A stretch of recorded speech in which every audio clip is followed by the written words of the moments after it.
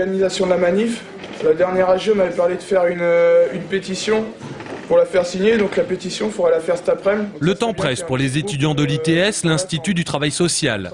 Dans une semaine débute leur période de stage, un stage qui s'étend sur 9 mois. Mais certaines structures d'accueil ne peuvent plus les accueillir faute de moyens.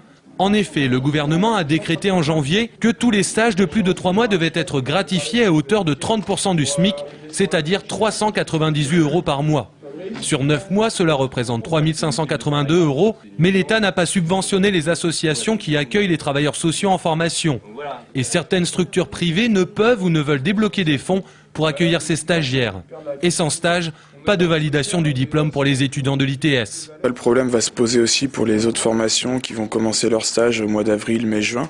Parce que là, il y a un syndicat, un des principaux syndicats d'employeurs, le SNASEA, qui a appelé tous les établissements à bloquer les stages pour faire pression auprès des pouvoirs publics pour qui dans l'urgence, qui débloquent les fonds nécessaires pour pouvoir payer toutes ces gratifications. Dans les établissements publics, tels les hôpitaux psychiatriques ou pédopsychiatriques, la situation est encore plus ubuesque. L'État a tout simplement décrété qu'il n'était pas concerné par la loi. L'État décrète des gratifications imposées aux employeurs, sauf pour lui-même.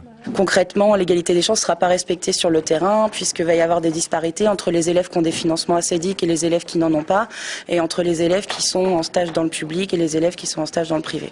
Ce seront des lieux de stage qui seront assez désinvestis, étant donné que les stagiaires qui sont dans une situation précaire vont préférer avoir un stage gratifié.